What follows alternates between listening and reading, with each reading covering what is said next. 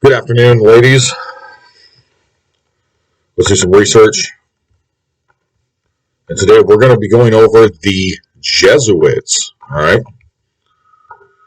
That is the CIA for the cathedral or for the Vatican, aka Catholic Church. So we're going to be going through three websites this time: the Society of Jesus, aka the Jesuits, the Jesuits.org, and also Jesuits.org/UK, who are the Jesuits. All right, let's go ahead and get started. The Society of Jesus, S.J., Latin, Societas Jesuit, is a religious order of the Catholic Church headquartered in Rome. It was founded by Ignatius of Loyola and 6 companions with the approval of Pope Paul III in 1540. The members are called Jesuits, /Latin, Jesuiti. The society is engaged in evangelization and apostolic ministry in 112 nations. Jesuits work in education, research, and cultural pursuits. Jesuits also give retreats, minister in hospitals and parishes, sponsor direct social ministries, and promote ecumenical dialogue. The Society of Jesus is consecrated under the patronage of Madonna della Strada, a title of the Blessed Virgin Mary, and it is led by a Superior General III for the headquarters of the Society. Okay, so you already Its know general there. curia. So you already know there that right there.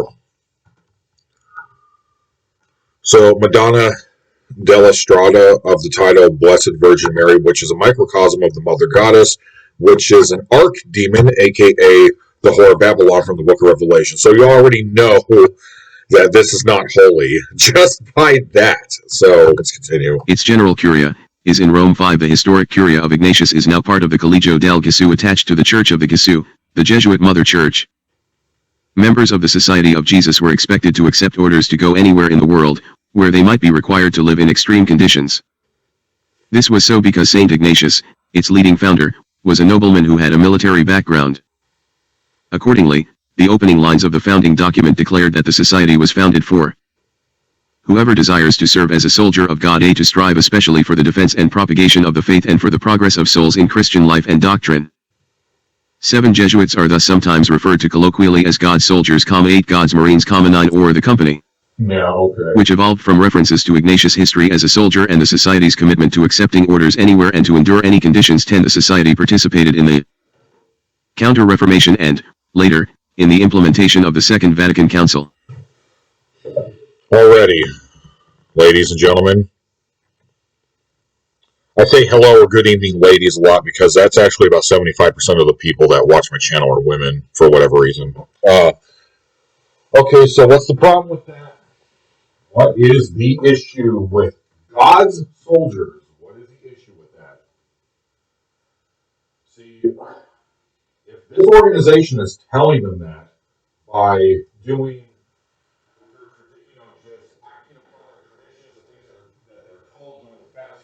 living in their monasteries, okay, or whatever, to be a nun, and these people are quote unquote, oh, well, they're God's soldiers, right? Well, in the Bible, it doesn't say anything about that. Nothing. It's anybody who has been called to, actually, you know what? I'm not even going to explain this. You guys know what I'm talking about. Let's just go to the next part. This is just research time. All right, my cat needs food. Hold on. Let's go down right here. This one's going to be a bit of a longer video. Foundation. Ignatius of Loyola. Saint Ignatius of Loyola, a Navarre nobleman from the Pyrenees area of northern Spain, founded the society after discerning his spiritual vocation while recovering from a wound sustained in the Battle of Pamplona. He composed the spiritual exercises to help others follow the teachings of Jesus Christ. In 1534, Ignatius and 6 other young men, including Francis Xavier and Peter Faber, gathered and professed vows of poverty, chastity, and later obedience, including a special vow of obedience to the Pope in matters of mission direction and assignment. Ignatius's plan of the order's organization was approved by Pope Paul III in 1540 by a bull containing the formula of the Institute. On August 15, 1534, Ignatius of Loyola, born Inigo López de Loyola, a Spaniard from the Basque city of Loyola, and 6 others mostly of Castilian origin, all students at the University of Paris. 11 met in Montmartre outside Paris, in a crypt beneath the church of Saint Denis, now Saint Pierre de Montmartre, to pronounce the religious vows of poverty, chastity, and obedience. 12 Ignatius' 6 companions were Francisco Xavier from Navarre, modern Spain, Alfonso Salmeron, Diego Lainez, Nicolas Bobadilla from Castile, modern Spain, Peter Faber from Savoy, and Simão Rodrigues from Portugal. 13 The meeting has been commemorated in the martyrium of Saint Denis, Montmartre. They called themselves the Compañía de Jesus, and also Amigos en el Señor, or friends in the Lord, because they felt they were placed together by Christ. The name company had echoes of the military, reflecting perhaps Ignatius' background as captain in the Spanish army, as well as of discipleship, the companions of Jesus. The Spanish company would be translated into Latin as societas, like in socius, a partner, or comrade. From this came Society of Jesus, SJ, by which they would be known more widely. 14 Religious orders established in the medieval era were named after particular men: Francis of Assisi, Franciscans; Domingo de Guzman, later canonized as Saint Dominic, Dominicans; and Augustine of Hippo, Augustinians. Ignatius of Loyola and his followers appropriated the name of Jesus for their new order, provoking resentment by other orders who considered it presumptuous. The resentment was recorded by Jesuit José de Acosta of a conversation with the Archbishop of Santo Domingo. 15 In the words of one historian, the use of the name Jesus gave great offense. Both on the continent and in England, it was denounced as blasphemous. Petitions were sent to kings and to civil and ecclesiastical tribunals to have it changed. And even Pope Sixtus V had signed a brief to do away with it. But nothing came of all the opposition. There were already congregations named after the Trinity and as God's daughters. 16 In 1537, the seven traveled to Italy to seek papal approval for their order. Pope Paul III gave them a commendation, and permitted them to be ordained priests. These initial steps led to the official founding in 1540. They were ordained in Venice by the Bishop of Arb, June 24. They devoted themselves to preaching and charitable work in Italy. The Italian War of 1535 to 1538, renewed between Charles V, Holy Roman Emperor, Venice, the Pope, and the Ottoman Empire, had rendered any journey to Jerusalem impossible. Again in 1540, they presented the project to Paul III. After months of dispute, a congregation of cardinals reported favorably upon the constitution presented, and Paul III confirmed the order through the bull Regimini Militantis Ecclesiae, to the government of the Church Militant, on September 27, 1540. This is the founding document of the Society of Jesus as an official Catholic religious order. Ignatius was chosen as the first superior general. Paul II's bull had limited the number of its members to 60. This limitation was removed through the bull Exposit Debitum of Julius III in 1550-17. Ignatius laid out his original vision for the new order in the formula of the Institute of the Society of Jesus, 18, which is the fundamental charter of the order, of which all subsequent official documents were elaborations and to which they had to conform.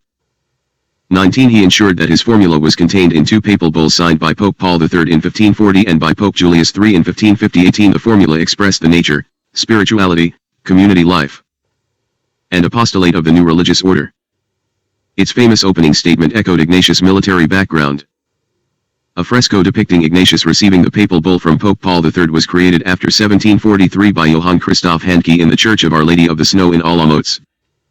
Whoever desires to serve as a soldier of God beneath the banner of the cross in our society, which we desire to be designated by the name of Jesus, and to serve the Lord alone and the Church, his spouse, under the Roman Pontiff, the Vicar of Christ on earth, should, after a solemn vow of perpetual chastity, poverty, and obedience, keep what follows in mind. He is a member of a society founded chiefly for this purpose: to strive especially for the defense and propagation of the faith and for the progress of souls in Christian life and doctrine, by means of public preaching, lectures and any other ministration whatsoever of the Word of God, and further by means of retreats, the education of children and unlettered persons in Christianity, and the spiritual consolation of Christ's faithful through hearing confessions and administering the other sacraments.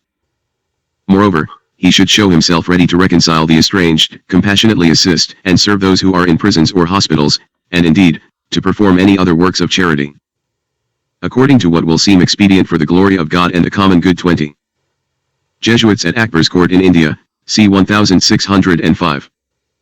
In fulfilling the mission of the formula of the Institute of the Society, the first Jesuits concentrated on a few key activities. First, they founded schools throughout Europe. Jesuit teachers were trained in both classical studies and theology, and their schools reflected this. Second, They sent out missionaries across the globe to evangelize those peoples who had not yet heard the gospel, founding missions in widely diverse regions such as modern-day Paraguay, Japan. Okay, just really quick. So when it says they sent out missionaries across the globe to evangelize those people who had not yet heard the gospel, this is a double word right here. When they use the word gospel, they're not referring to the Christian gospel. They're referring to the gospel of their church, their standards, their traditions, aka a soft form of Satanism. Ontario, and Ethiopia. One of the original 7 arrived in India already in 1541-21 finally, though not initially formed for the purpose. They aimed to stop Protestantism from spreading and to preserve communion with Rome and the successor of St. Peter. The zeal of the Jesuits overcame the movement toward Protestantism in the Polish-Lithuanian Commonwealth and southern Germany. Ignatius wrote the Jesuit constitutions, adopted in 1553, which created a centralist organization and stressed acceptance of any mission to which the Pope might call them. 22, 23, 24. His main principle became the unofficial Jesuit motto, Admirum Dei Gloriam, for the greater glory of God. This phrase is designed to reflect the idea that any work that is not evil can be meritorious for the spiritual life if it is performed with this intention. Even things normally considered of little importance. 17.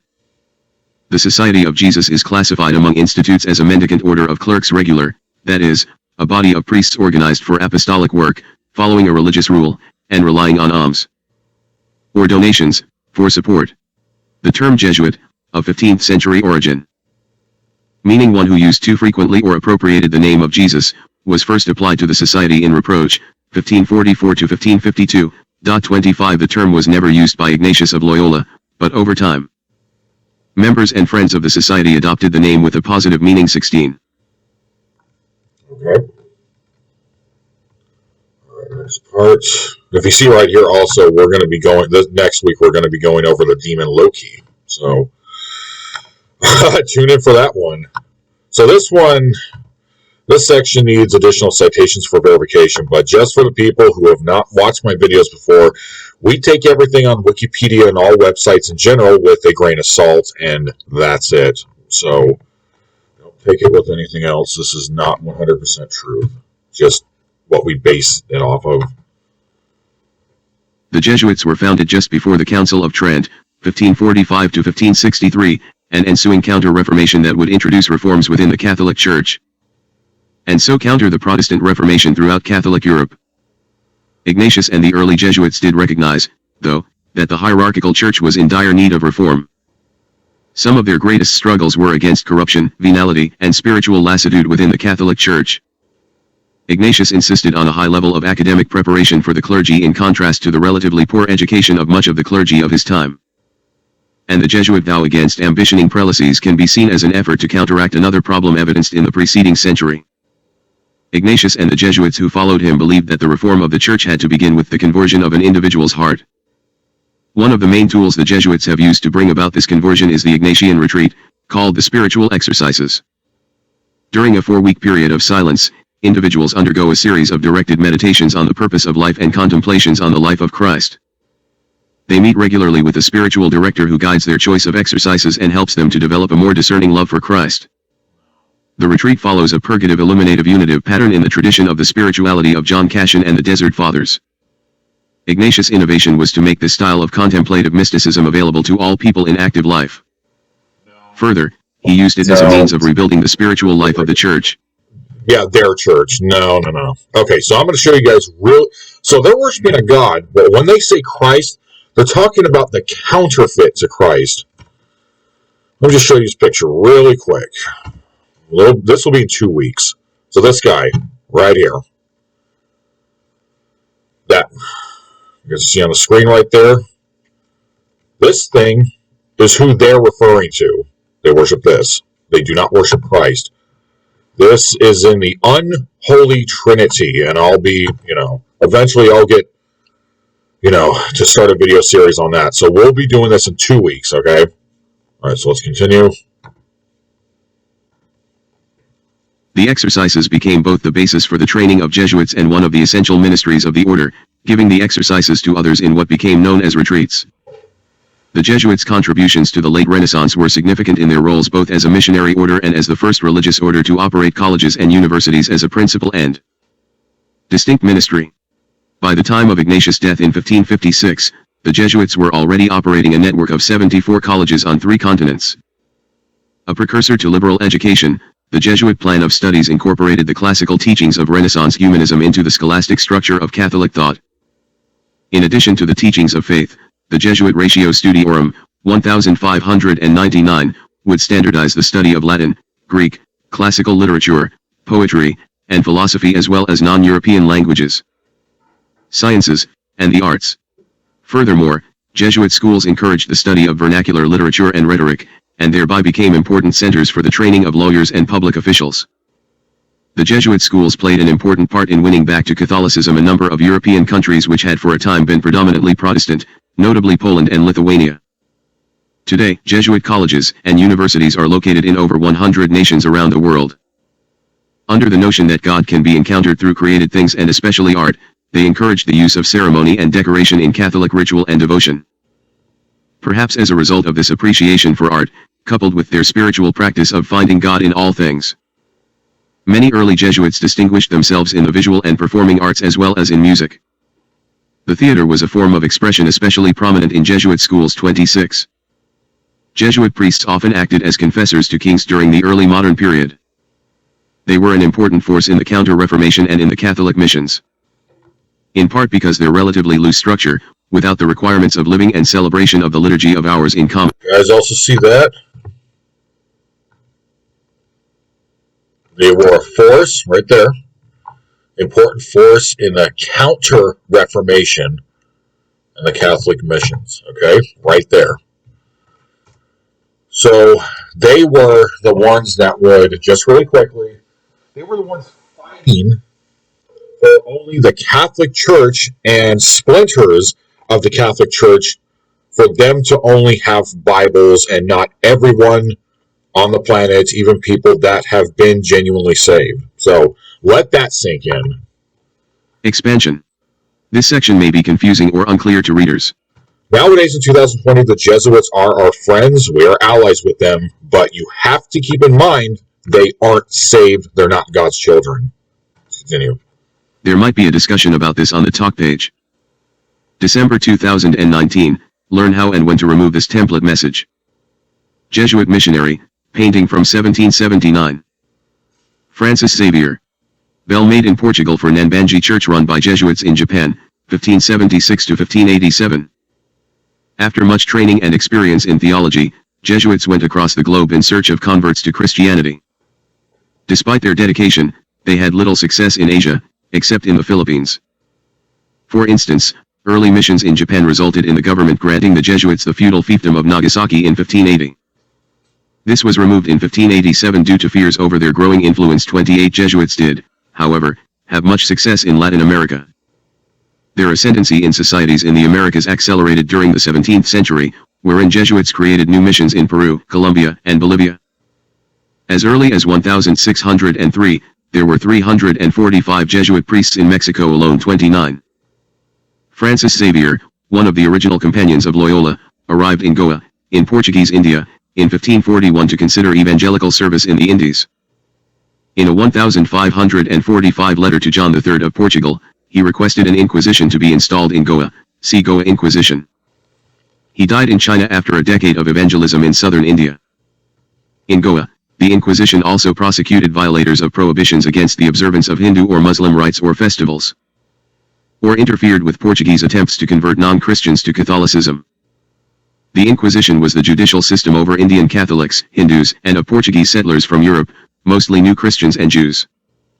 The Inquisition laws made reconversion to Hinduism, Islam, and Judaism and the use of the Konkani language a criminal offense.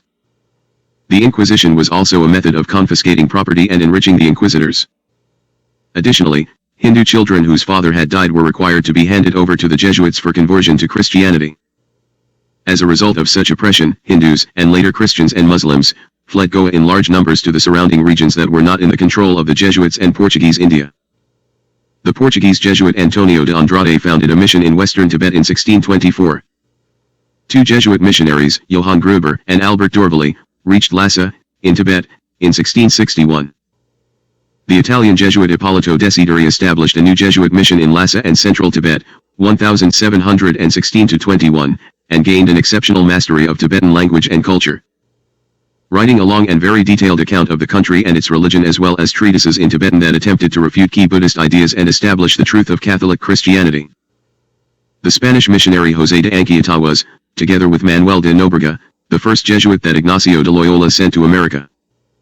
Jesuit missions in America became controversial in Europe, especially in Spain and Portugal, where they were seen as interfering with the proper colonial enterprises of the royal governments. The Jesuits were often the only force standing between the Native Americans and slavery. Together throughout South America, but especially in present-day Brazil and Paraguay, they formed Christian Native American city-states, called reductions. These were societies set up according to an idealized theocratic model. The efforts of Jesuits like Antonio Ruiz de Montoya to protect the natives from enslavement by Spanish and Portuguese colonizers would contribute to the call for the society's suppression.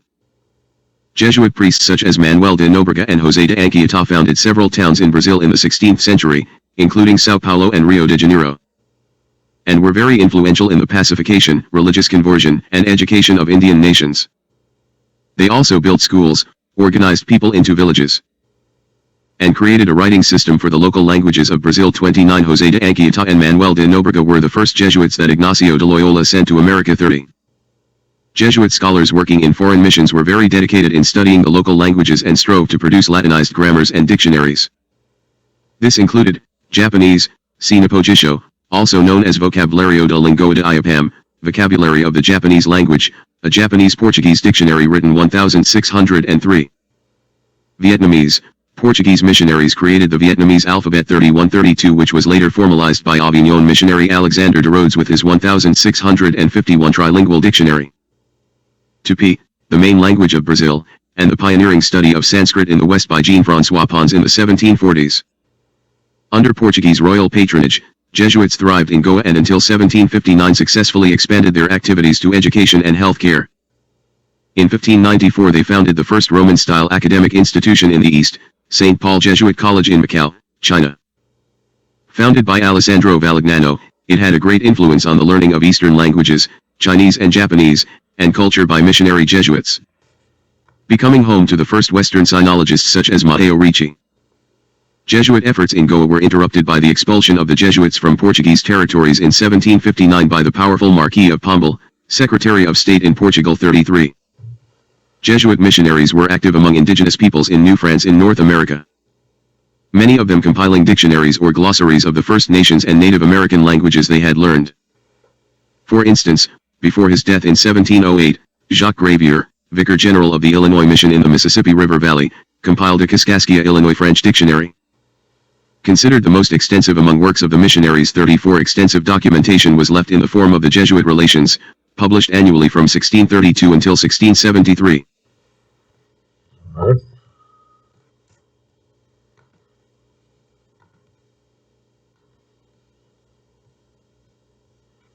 Let's go down to here. Stupid computer.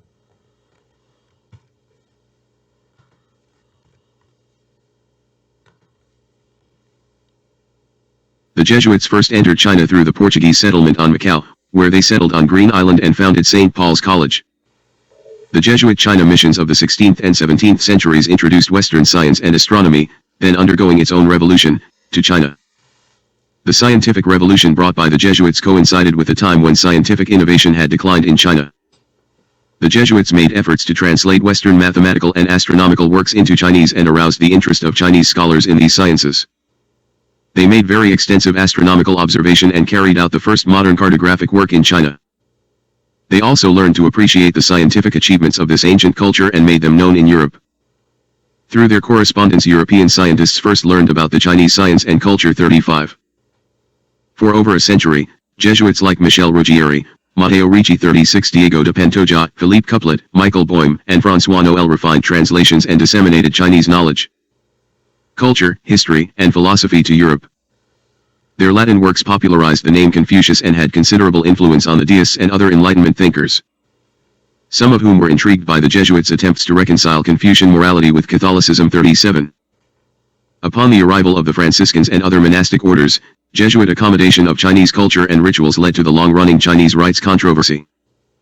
Despite the personal testimony of the Kangxi Emperor and many Jesuit converts that Chinese veneration of ancestors and Confucius was a non-religious token of respect, Pope Clement XI's papal decree Cum Deus Optimus ruled that such behavior constituted impermissible forms of idolatry and superstition in 1704.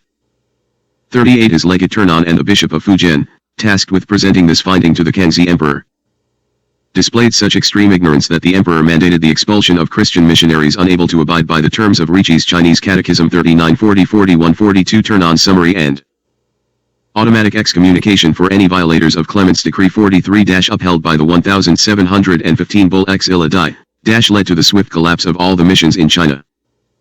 40 The last Jesuits were finally expelled after 1721-44. Canada. See also, Jesuit missions in North America. Bressani map of 1657 depicts the martyrdom of Jean de Brébeuf. During the French colonization of New France in the 17th century, Jesuits played an active role in North America. When Samuel de Champlain established the foundations of the French colony at Quebec, he was aware of native tribes who possessed their own languages, customs, and traditions.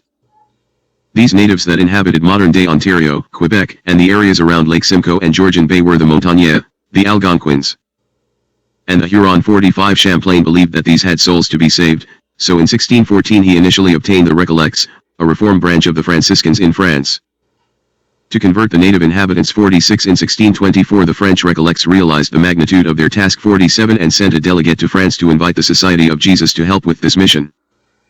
The invitation was accepted, and Jesuits Jean de Brébeuf, Animond Massé, and Charles Lalemant arrived in Quebec in 1625. 48 Lalemant is considered to have been the first author of one of the Jesuit Relations of New France, which chronicled their evangelization during the 17th century. The Jesuits became involved in the Huron mission in 1626 and lived among the Huron peoples. Brébeuf learned the native language and created the first Huron language dictionary. Outside conflict forced the Jesuits to leave New France in 1629 when Quebec was captured by the Kirk brothers under the English flag. But in 1632 Quebec was returned to the French under the Treaty of Saint-Germain-en-Laye and the Jesuits returned to Huron territory, modern Huronia. 49. In 1639, Jesuit Jerome Lalemant decided that the missionaries among the Hurons needed a local residence and established Sainte Marie, which expanded into a living replica of European Society 50. It became the Jesuit headquarters and an important part of Canadian history. Throughout most of the 1640s the Jesuits had great success, establishing 5 chapels in Huronia and baptizing over 1,000 Huron natives. 51 However, as the Jesuits began to expand westward they encountered more Iroquois natives, rivals of the Hurons. The Iroquois grew jealous of the Hurons' wealth and fur trade system, began to attack Huron villages in 1648. They killed missionaries and burned villages, and the Hurons scattered. Both Jean de Brébeuf and Gabriel Lalemant were tortured and killed in the Iroquois raids. They have been canonized as martyrs in the Catholic Church. 52 With the knowledge of the invading Iroquois, the Jesuit Paul Ragueneau burned down Sainte Marie instead of allowing the Iroquois the satisfaction of destroying it. By late June 1649, the French and some Christian Hurons built Sainte Marie II on Christian Island, Isle de Saint Joseph. However, facing starvation, lack of supplies, and constant threats of Iroquois attack, the small Sainte Marie II was abandoned in June 1650. The remaining Hurons and Jesuits departed for Quebec and Ottawa. 52 After a series of epidemics, beginning in 1634, some Huron began to mistrust the Jesuits and accused them of being sorcerers casting spells from their books. 53 As a result of the Iroquois raids and outbreak of disease, many missionaries, traders, and soldiers died. 54 Today, the Huron tribe, also known as the Wyandot, have a First Nations reserve in Quebec, Canada, and 3 major settlements in the United States. 55 After the collapse of the Huron nation, the Jesuits were to undertake the task of converting the Iroquois, something they had attempted in 1642 with little success. In 1653 the Iroquois nation had a fallout with the Dutch. They then signed a peace treaty with the French and a mission was established. The Iroquois took the treaty lightly and soon turned on the French again. In 1658, the Jesuits were having very little success and were under constant threat of being tortured or killed. 54 But continued their effort until 1687 when they abandoned their permanent posts in the Iroquois homeland. 56 By 1700, Jesuits turned to maintaining Quebec, Montreal, and Ottawa without establishing new posts. 57 During the 7 Years' War, Quebec fell to the English in 1759 and New France was under British control. The English barred the immigration of more Jesuits to New France. By 1763, there were only 21 Jesuits stationed in New France. By 1773 only 11 Jesuits remained. During the same year the English crown laid claim to New France and declared that the Society of Jesus in New France was dissolved. 58. The dissolution of the order left in place substantial estates and investments, amounting to an income of approximately £5,000 a year, and the Council for the Affairs of the Province of Quebec, later succeeded by the Legislative Assembly of Quebec, assumed the task of allocating the funds to suitable recipients, chiefly schools. 59. The Jesuit mission in Quebec was re-established in 1842. There were a number of Jesuit colleges founded in the decades following. One of these colleges evolved into present-day Laval University. 60. United States. Main article, Jesuits in the United States. Icon. This section is empty. You can help by adding to it. October 2019. Ecuador. Church of the Society of Jesus, Spanish, La Iglesia de la Compañía de Jesus, known colloquially as La Compañía, is a Jesuit church in Quito, Ecuador. It is among the best-known churches in Quito because of its large central nave, which is profusely decorated with gold leaf, gilded plaster, and wood carvings. Inspired by two Roman Jesuit churches, the Chisa del Jesús, 1580, and the Chisa de San Ignacio de Loyola, 1650, La Compañía is one of the most significant works of Spanish Baroque architecture in South America and Quito's most ornate church. Over the 160 years of its construction, the architects of La Compañía incorporated elements of four architectural styles, although the Baroque is the most prominent. Mudéjar, Moorish, influence is seen in the geometrical figures on the pillars. The Churrigueresque characterizes much of the ornate decoration, especially in the interior walls. Finally, the neoclassical style adorns the Chapel of Saint Mariana de Jesus, in early years a winery. Mexico. Misión de Nuestra Señora de Loreto Conco in the 18th century, the first permanent Jesuit mission in Baja California, established by Juan María de Salvador in 1697. Main altar of the Jesuit Colegio in Tepozatlan, now the Museo Nacional del Virreinato. Mexican-born Jesuit Francisco Clavijero, 1731–1787, wrote an important history of Mexico. The Jesuits in New Spain distinguished themselves in several ways. They had high standards for acceptance to the order and many years of training. They attracted the patronage of elite families whose sons they educated in rigorous newly founded Jesuit colegios, colleges, including Colegio de San Pedro y San Pablo, Colegio de San Ildefonso, and the Colegio de San Francisco Javier, Tepozatlan. Those same elite families hoped that a son with a vocation to the priesthood would be accepted as a Jesuit. Jesuits were also zealous in evangelization of the indigenous, particularly on the northern frontiers. To support their colegios and members of the Society of Jesus, the Jesuits acquired landed estates that were run with the best practices for generating income in that era. A number of these haciendas were donated by wealthy elites. The donation of a hacienda to the Jesuits was the spark igniting a conflict between 17th-century Bishop of Puebla Don Juan de Palafox and the Jesuit colegio in that city. Since the Jesuits resisted paying the tithe on their estates, this donation effectively took revenue out of the church hierarchy's pockets by removing it from the tithe roll. 61. Many of Jesuit haciendas were huge, with Palafox asserting that just two colleges owned 300,000 head of sheep, whose wool was transformed locally in Puebla to cloth. 6 sugar plantations worth $1 million pesos and generating an income of 100,000 pesos. 61. The immense Jesuit hacienda of Santa Lucia produced pulque, the fermented juice of the agave cactus whose main consumers were the lower classes and Indians in Spanish cities. Although most haciendas had a free workforce of permanent or seasonal laborers, the Jesuit haciendas in Mexico had a significant number of black slaves. 62. The Jesuits operated their properties as an integrated unit with the larger Jesuit order, thus revenues from haciendas funded their colegios. Jesuits did significantly expand missions to the indigenous in the northern frontier area and a number were martyred. But the crown supported those missions. 61. Mendicant orders that had real estate were less economically integrated, so that some individual houses were wealthy while others struggled economically. The Franciscans, who were founded as an order embracing poverty, did not accumulate real estate, unlike the Augustinians and Dominicans in Mexico. The Jesuits engaged in conflict with the episcopal hierarchy over the question of payment of tithes. The 10% tax on agriculture levied on landed estates for support of the church hierarchy from bishops and cathedral chapters to parish priests.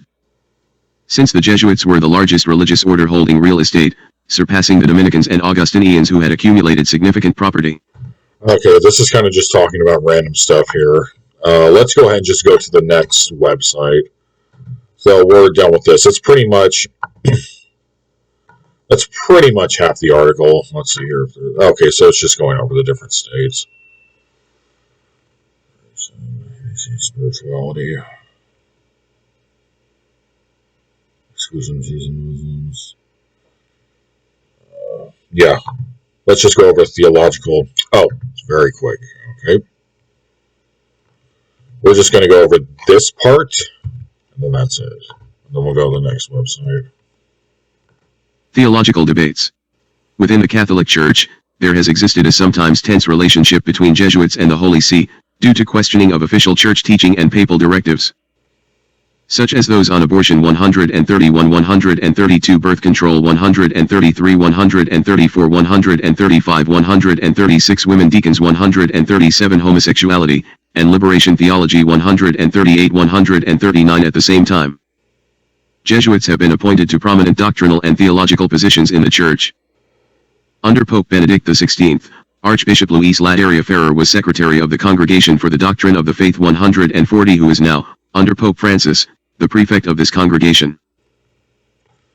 Well, I wouldn't say that's just theological debates. That could go on. I mean, we could go on for another 20 minutes just on that alone. It's kind of funny how there's only just this one paragraph on that when there's just so much wickedness. All right, so this website is Jesuits.org, about the Jesuits. So let's go ahead and so it's a pretty quick read. So let's just go over this. Okay, for some reason it's not letting me go to the website. It's okay.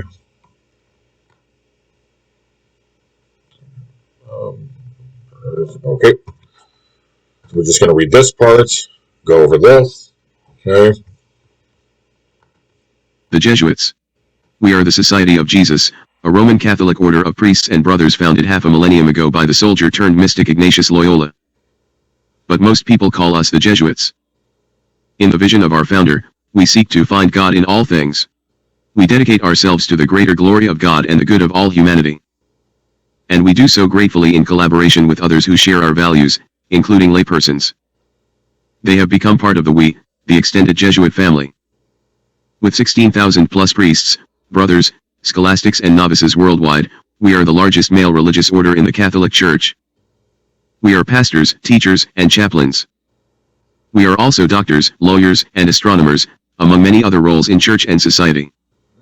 In our varied ministries, we care for the whole person, body, mind, and soul. And especially in our education ministries, we seek to nurture men and women for others. Jesuits draw on the rich tradition of Ignatian spirituality and reflection. In our retreat centers, parishes, campus ministries, and other settings, we offer these resources to all who want to discern God's presence in their lives. At the same time, we also aim to be contemplatives in action, people who bring this spirituality into the wide world. That includes our work on behalf of global justice, peace, and dialogue. 4 vows. As members of a religious order, Jesuits take 3 vows of poverty, chastity, and obedience, and a 4th vow of obedience specifically in regard to worldwide mission. In other words, Jesuits must be ready to accept whatever mission the Pope requires, a vow that is reflective of our broader dedication to the universal Church and to the greater good of all people from all faiths and cultures. Our collaboration with the laity flows from our personal relationships with Christ. We see ourselves as companions of Jesus, and we invite others to join with us, as friends in the Lord. Together we build up the body of Christ. With our friends and partners, we also reach out to a broadly diverse world because that's where God is. From experience and reflection, we know that meaning, value, and divine purpose can be discovered in all things. A Jesuit conspiracy is a conspiracy theory about the members of the Society of Jesus, Jesuits, a religious order in the Catholic Church. Such theories began appearing in 1550, just 10 years after the founding of the Jesuits. And Sorry, wrong boys.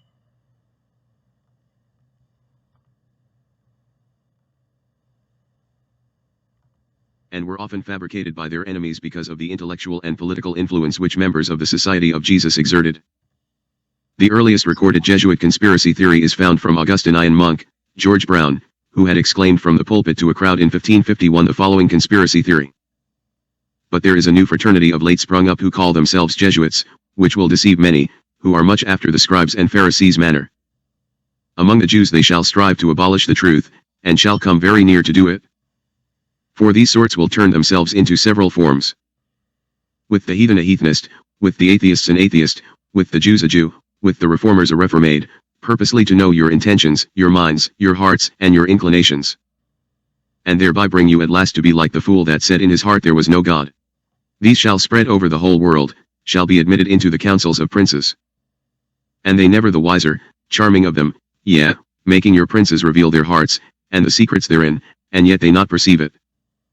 Which will happen from falling from the law of God, by neglect of fulfilling the law of God, and by winking at their sins, yet in the end they shall become odious to all nations, so that at the end they shall be worse than Jews, having no resting place upon earth, and then shall a Jew have more favor than a Jesuit one. Less than a decade later, another widely spread libel against the society would appear. The zealous Dominican, Melchior Quino, who had publicized a letter 2 days before his death, stated the following: God grant that it may not happen to me as is fabled of Cassandra, who was captured and burned.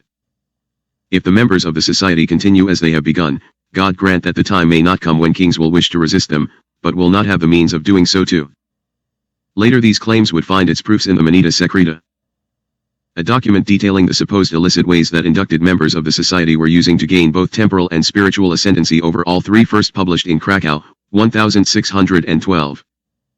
Edited and published by the former Jesuit, Jerome Zahorowski, for he alleged that it was written by Jesuit Superior General Claudio Acquaviva, whose regional assistant and admonitor, Paul Hoffiesta, S.J., had likewise brought scandal to the society as visitor for the Upper German province of the society in 1596. When he had written the following anti-Jesuit report to the Jesuit College of Ingolstadt: It is to be regretted that so many beneficial precautionary measures are not always observed, or are observed very carelessly. Feasting and frequent visits to single females at their residences take place without necessity. Rendezvous are given in the church for long conversations with women, and there are scandalously long confessions of women, even of those who frequently confess. Confessions of sick women in their houses are heard without the presence of a companion who can see the confessor and penitent. Frequently, yes, very frequently, intimacy prevails between two persons without any trace of strict repression on the confessor's part. I fear that sweet and agreeable words are exchanged, which are tinged with carnal lust and carnal feelings. Unpleasant occurrences, which lead to apostasy and to expulsions from the society, teach us what great evils are caused by such transgressions in the case of confessors. Must there not be a strange aberration of intellect and heart when confessors in a free and unembarrassed manner, and without fear of shame, dare to pass many hours joking with women before the criticizing eyes of the world, as if they themselves and their penitents were not in any danger from such unrestricted intercourse? It is known and has also reached the ears of the princes that confessors from amongst our order have become entangled through such satanic examples of vice, and have apostatized or been expelled from the society as evil nuisances. 5. Okay.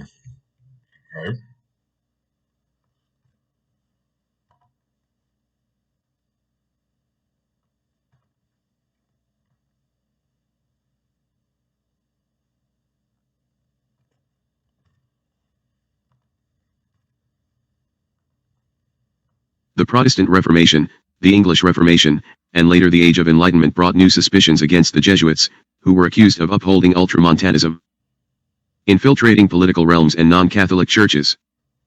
In England, it was forbidden to belong to the Jesuits, under grave penalties, including the death penalty.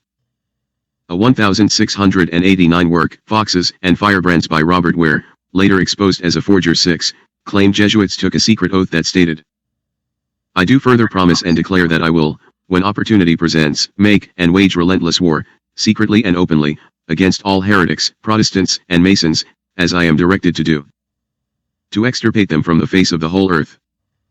And that I will spare neither age, sex, nor condition, and that will hang, burn, waste, boil, flay, strangle, and bury alive these infamous heretics, rip up the stomachs and wombs of their women, and crush their infants' heads against the walls in order to annihilate their execrable race. That when the same cannot be done openly, I will secretly use the poisonous cup, the strangulation cord, the steel of the poniard, or the leaden bullet, regardless of the honor, rank, dignity or authority of the persons, whatever may be their condition in life, either public or private, as I at any time may be directed so to do by any agents of the Pope or Superior of the Brotherhood of the Holy Father of the Society of Jesus. In confirmation of which I hereby dedicate my life, soul, and all corporal powers, and with the dagger which I now receive I will subscribe my name written in my blood in testimony thereof. And should I prove false, or weaken in my determination, May my brethren and fellow soldiers of the militia of the Pope cut off my hands and feet and my throat from ear to ear. My belly be opened and sulfur burned therein with all the punishment that can be inflicted upon me on earth, and my soul shall be tortured by demons in eternal hell forever. 7/8. Jesuitism is the term their opponents coined for the practices of the Jesuits in the service of the Counter-Reformation. 9. Other conspiracy theories and criticisms relate to the role of the Jesuits in the colonization of the New World, and to their involvement with indigenous peoples. Some allege that the Jesuits, through their settlements, reductions, may willingly have contributed to the assimilation of indigenous nations, even accusing the society of commanding them in guerrilla warfare. 10. On the other hand, the Jesuits were hated by the Catholic rulers and colonists, who saw their reductions, which were cut off from contact with European Christians, as subversive and a threat to good order, at times even believing in the worst of accusations against the society. Etienne François, the foreign minister of France, who had a strong influence on France, and supposedly even on Spain's global strategy, firmly believed that the society was a shadow government. Believing that the society was involved in and able to influence everything. 11. These hostile views contributed so greatly to the campaign against the Jesuits, which resulted in the suppression of the Society of Jesus by Pope Clement XIV in 1773. 12. That historian Hamish Scott determined Etienne as the true destroyer of the Jesuit order rather than the commonly alleged arch-nemesis of the society, King Charles III. 13. The French Revolution. In 17th century France, the development of Jansenism, a Catholic theological movement emphasizing original sin, led to intra-church rivalries between Jesuits and Jansenists. And although the pro-papal Jesuits ultimately prevailed, it cost them dearly with regard to their reputation in the largely Gallican-influenced French Church. Many anti-Jesuit conspiracy theories emerged in the 18th century Enlightenment, as a result of an alleged rivalry between the Freemasons and the Jesuits. Intellectual attacks on Jesuits were seen as an efficient rebuttal to the anti-Masonry promoted by conservatives. And this ideological conspiracy pattern persisted into the 19th century as an important component of French anti-clericalism. It was, however, largely confined to political elites until the 1840s, when it entered the popular imagination through the writings of the historians Jules Michelet and Edgar Quinet of the Collège de France, who declared La Guerre auxiliary Jesuits, and the novelist Eugene Sue, who in his bestseller Le Juif Errant depicted the Jesuits as a secret society bent on world domination by all available means. 14. Sue's heroine, Adrienne de Cardoville, said that she could not think about Jesuits without ideas of darkness, of venom, and of nasty black reptiles being involuntarily aroused in me. 15. Many, since Albert Pike's Morals and Dogma was first published in 1871, have come to view the Freemasons as the lineal heirs of the Knights Templar. But other conspiracy theorists ascribe that role to the Jesuits, citing Pike in the aforementioned work. Hugues de Payens himself had not that keen and far-sighted intellect nor that grandeur of purpose which afterward distinguished the military founder of another soldiery that became formidable to kings. The Templars were unintelligent and therefore unsuccessful Jesuits. 16. 800 degrees of one kind and another were invented, infidelity and even Jesuitry were taught under the mask of Masonry. 17. Others still place all three under the same umbrella, loosely or otherwise. But before his execution, the chief of the doomed order organized and instituted what afterward came to be called the occult, Hermetic, or Scottish Masonry. In the gloom of his prison, the Grand Master created 4 metropolitan lodges, at Naples for the east, at Edinburgh for the west, at Stockholm for the north, and at Paris for the south. 18.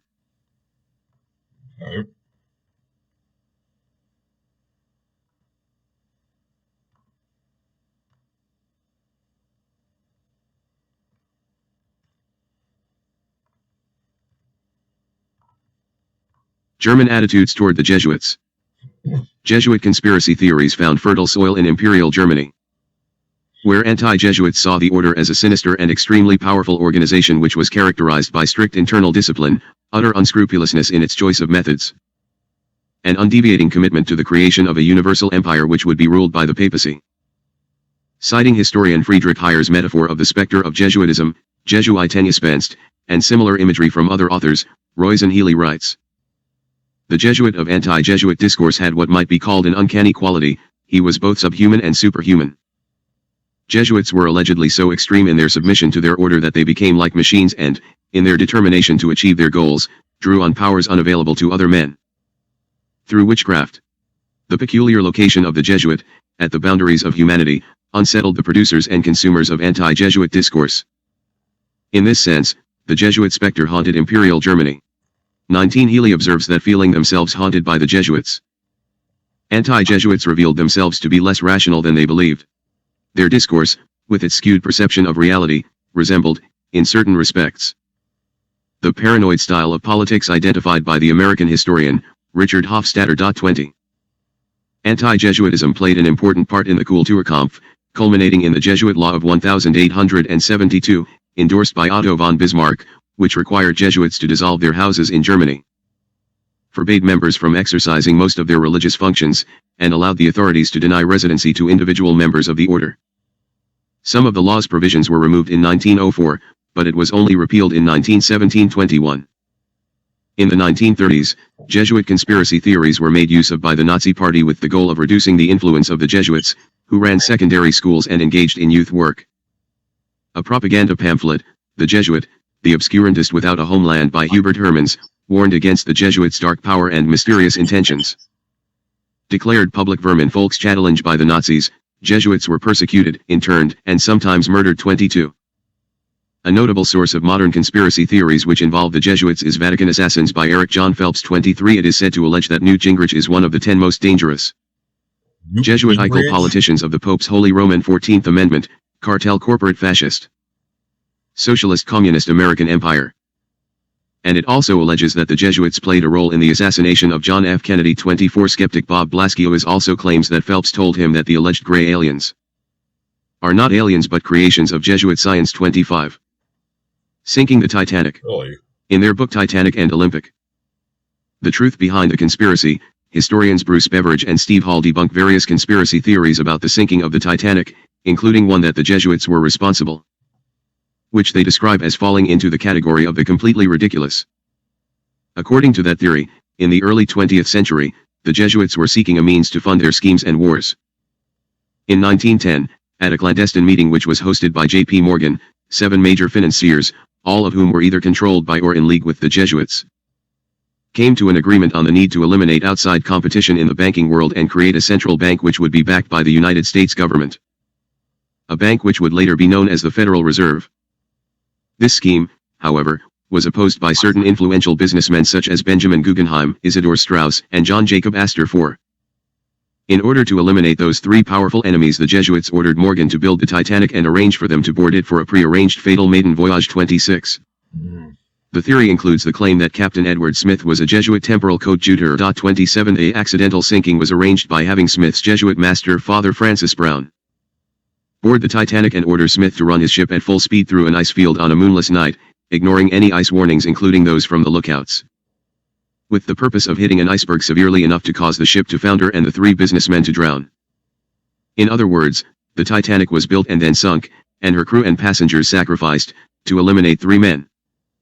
As evidence of conspiracy on Rome's part, the conspiracy theorists cite Brown asking permission from his Jesuit superior to proceed with some potential wealthy American benefactors, in which he received the reply telegram unambiguously saying "Get off that ship, Provincial, 28," and that after the sinking, all opposition to the Federal Reserve disappeared.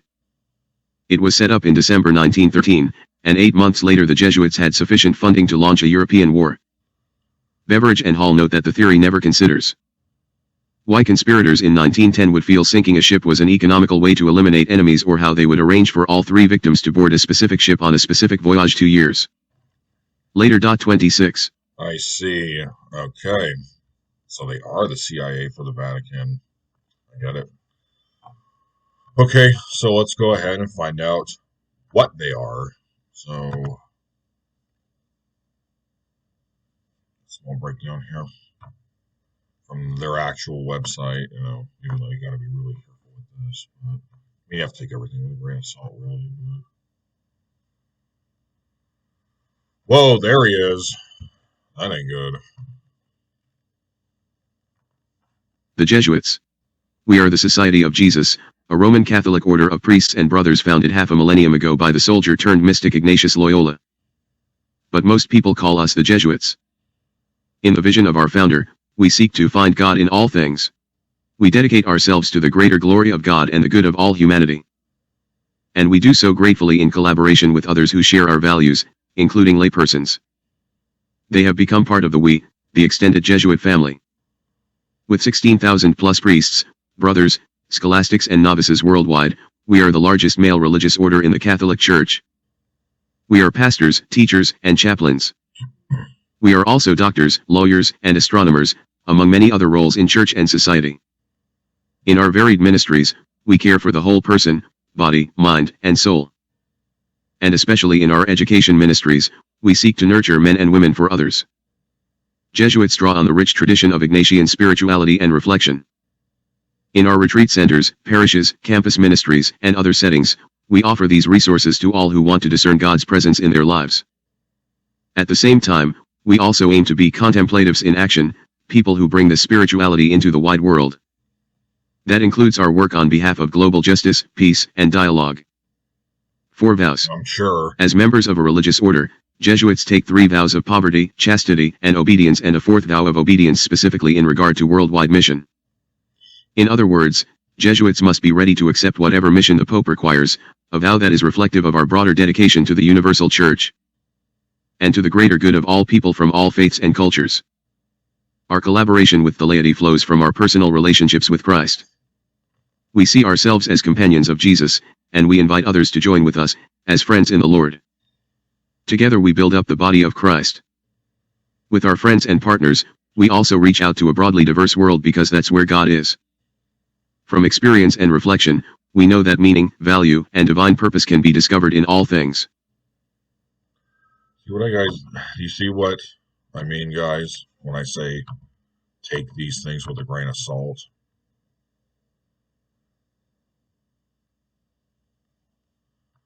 Okay, let's get some more information. What is this? Okay, strange. Okay, let's go ahead and continue for this website, the UK's version. Founded almost 500 years ago by St. Ignatius of Loyola, the Society of Jesus is a missionary order of priests and brothers, aka the Jesuits, who are present in every corner of the globe. They draw on the rich tradition of Ignatian spirituality and reflection, sharing this with others to help them discern God's will for their lives. Jesuits are contemplatives in action who live in community as companions in a mission of reconciliation and justice. Jesuits work in many different roles. Parish priests, teachers, doctors, spiritual directors, lawyers, writers, artists, and astronomers in all spheres. The Jesuits are grateful for the partnership of countless others who share with them in the service of the mission, including Christians of other traditions and people of other faiths and of none. The Jesuits are the largest Catholic order of men in the world, and their headquarters are in Rome, close to the Vatican. Pope Francis is the first Jesuit pope. Fully professed Jesuits take 4 vows, the 3 customary vows of poverty, chastity, and obedience, plus a 4th vow of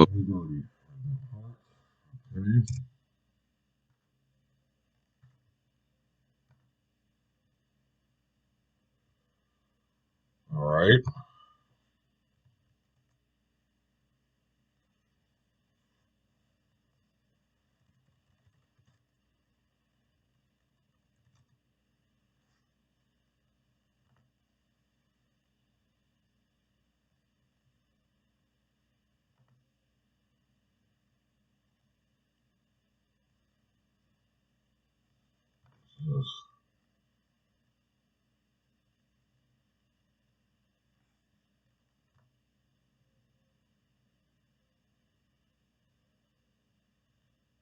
Huh.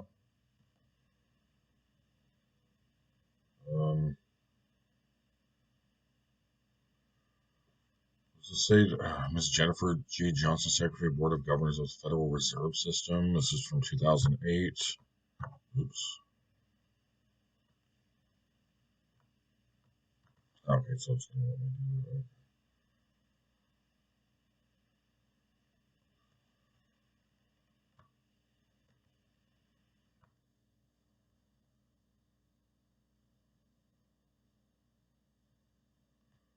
What is this?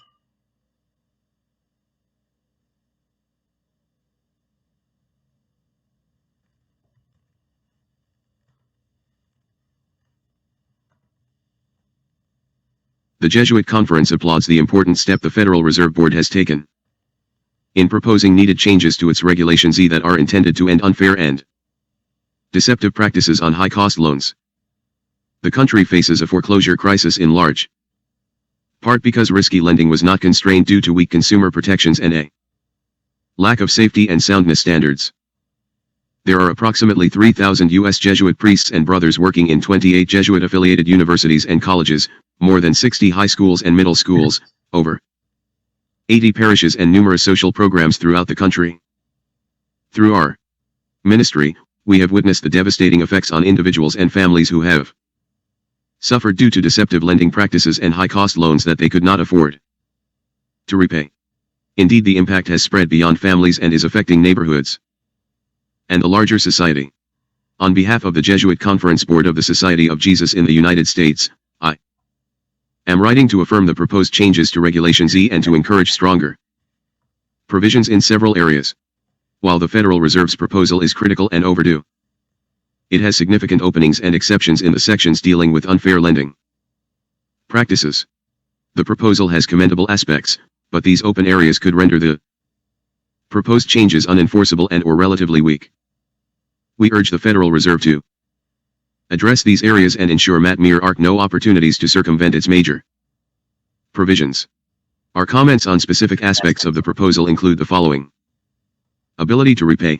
We support the proposal that a lender's ability to repay analysis for high-cost and very high-cost loans must consider a fully amortizing payment that includes property taxes and insurance.